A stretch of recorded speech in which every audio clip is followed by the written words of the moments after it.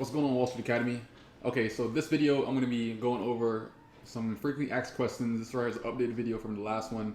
The last one I did like in 2015, so I really want to update it just so you guys actually understand everything. Because I watched it the other day and I wasn't really feeling all too much, so I definitely had to redo it, go over a few things since this is like really years later. So we're going to go over other ways to install indicators on different platforms on Mac versus Windows, because I mainly do the Mac version or the Mac process, but at the same time, like it could be still applied the same exact way to Windows also. What is a pip? On currencies and cryptocurrencies, placing stop losses and take profits on MT4. What is leverage? The overall breakdown of that. What lot size should I use? How spread affects a position. What is economic news? Server names on MT4. Variable spread accounts versus ECN versus Islamic accounts. Trade plans, like what I think about them, and what do I do when I'm not trading. All right, so let's jump straight into it, guys. All right, so other ways on how to install indicators on different platforms on Mac and Windows. So like, where is it? So you guys know that I pretty much show you guys on how to actually install them mainly on Mac, and it was through XM, which is just a broker that offers a version of MT4 that's modified for Mac.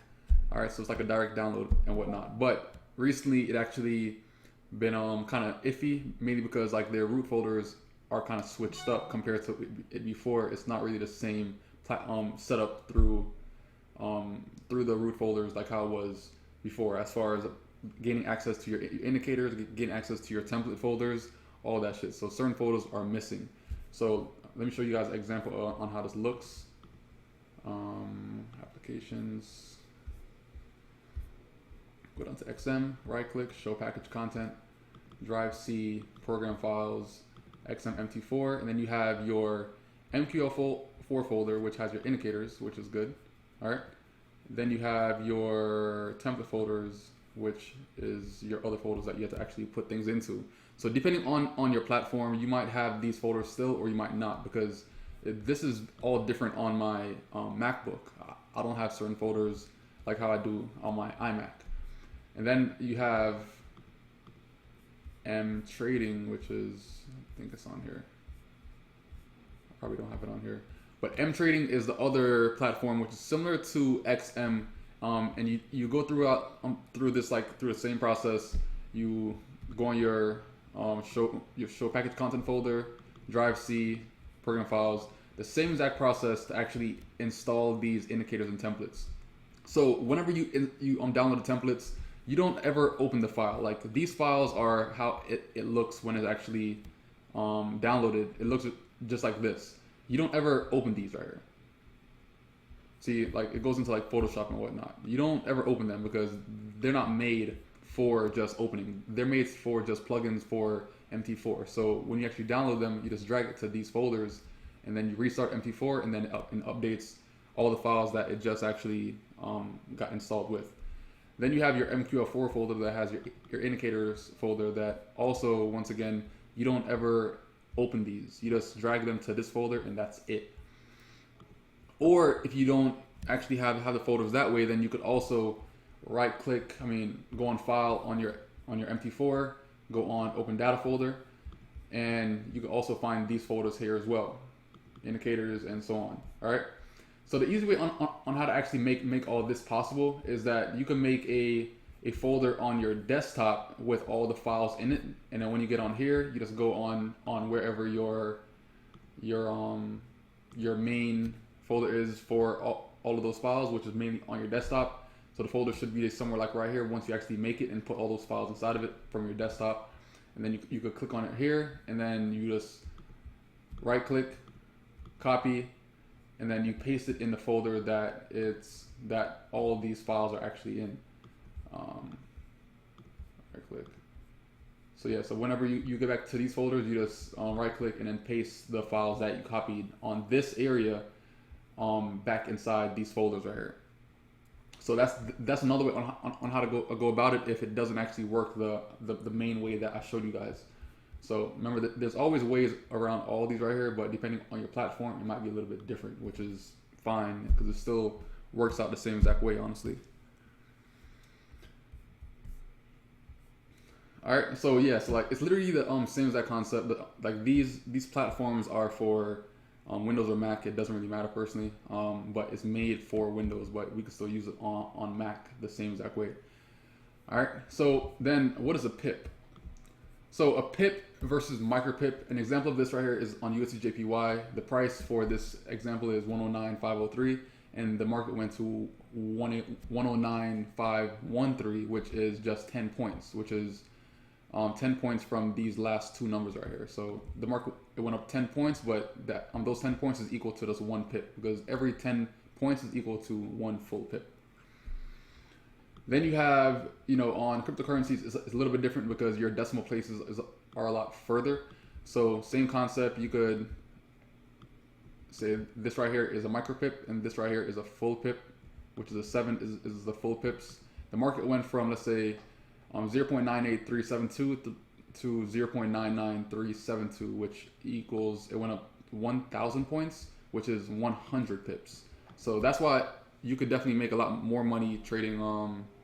Well, it's a good amount of opportunities, seeing that like you're gaining a lot more pips a lot faster on trading cryptocurrencies margin compared to currencies, because the decimal place is a little bit different. So you're making money off of every single point that this micro pip moves on cryptos, compared to right here, you're making every single point that it goes in your favor, you're making profit, which is the same place, which is like all like right here. So instead of waiting for this number to change, you're kind of ahead because you're making profit from a further decimal place, which is a lot quicker. So which is pretty dope too. Then you have placing stop losses and take profits.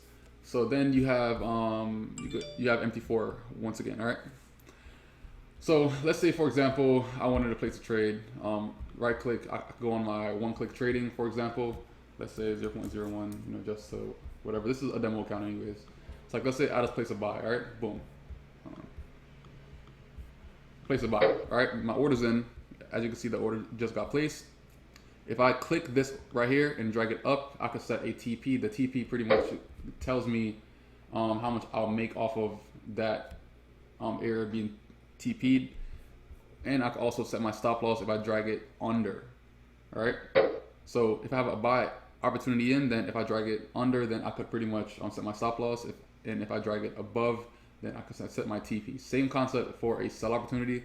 If you drag it up, you're setting your stop loss. If you drag it down, you're setting your take profit, since it goes inside that direction.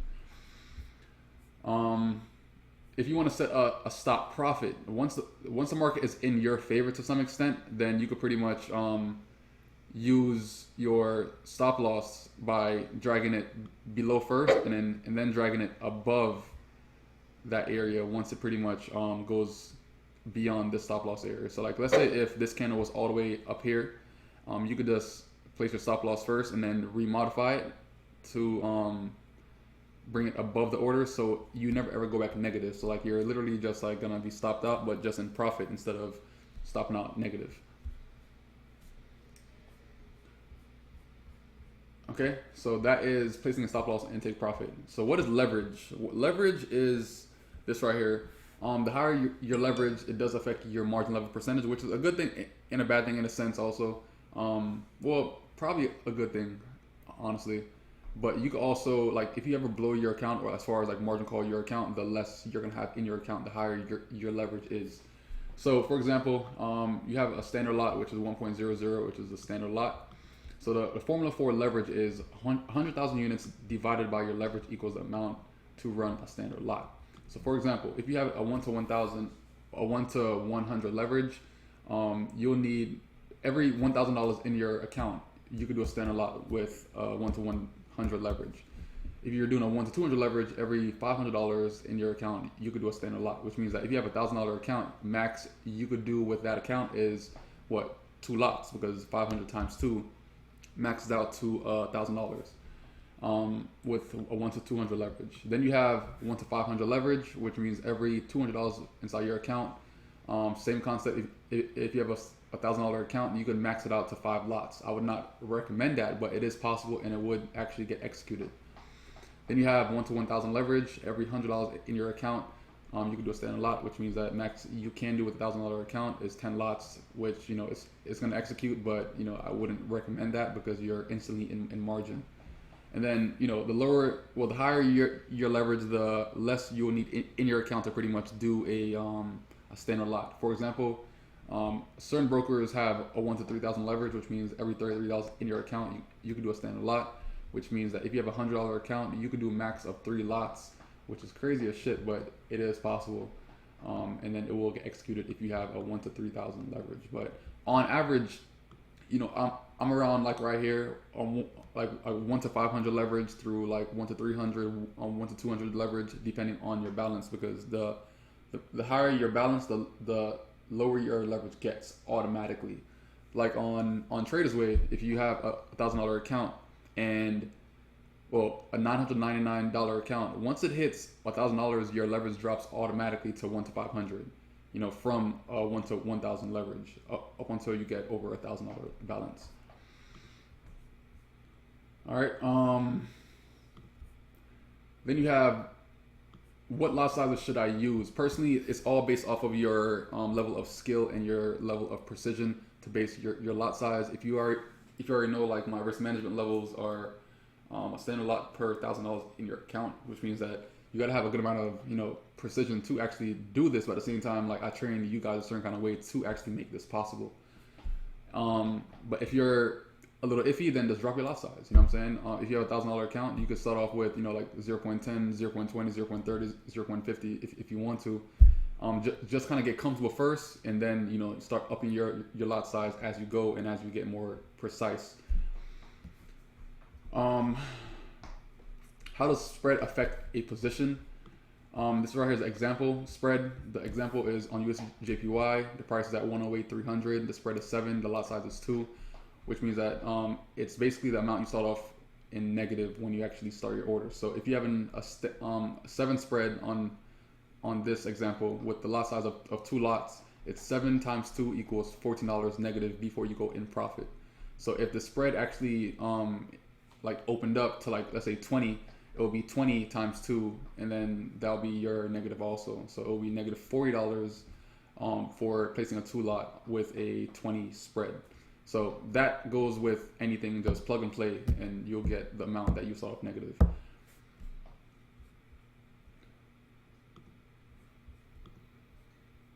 Then you have, okay, good, that's all good.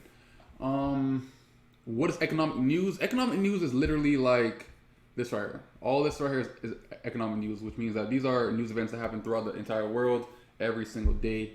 And this affects the market because these are pairs, or currency pairs that it's gonna be affecting. Either if it's JPY, USD, CAD, GBP, any pair, is affected by economic news. It could be a simple speech of somebody in politics or a missile getting launched. You know what I'm saying? Like, it's still gonna affect your trades in some kind of way because the markets in these kind of charts are going to get a lot more volatile, big spikes and whatnot. And I mean, it's something that you got to kind of prepare for, but once your technicals is on point, then you don't really have to worry about, these all too much. Server names on MT4. Server names are literally like when you actually make an account, you have to go on file, open an account, and then you have to scroll down to where it says add new broker. And then you go type in different server names. For example, Traders Way is TW Corp. And then you scroll up, and then you'll see TW up right here.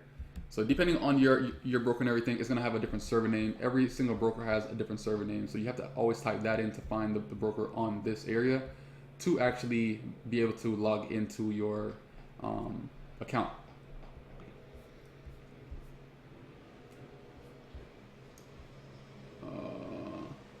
Variable spreads. So a variable spread versus ECN versus Islamic. Pretty much variable spread is like when a market the spread actually fluctuates heavy. For example, on USJPY variable spread accounts, it goes from like 12 spread through like around 16 spread compared to, and you also have fixed spreads, which is just one spread that doesn't ever move. So the spread can be like at some weird number like 11 or 10 and not ever move, which is, you know, whatever. I don't really like it all too much personally.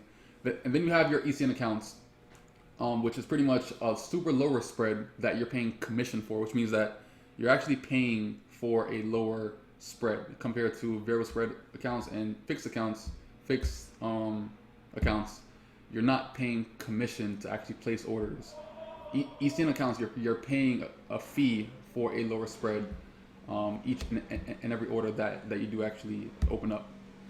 Then you have your Islamic account, which means that you're not actually paying no fees, and it's a decent spread, you know, like around similar to an ECN, just with no fees. Like you're not paying any kind of commission, swap fees, or nothing like that, which is pretty dope as well.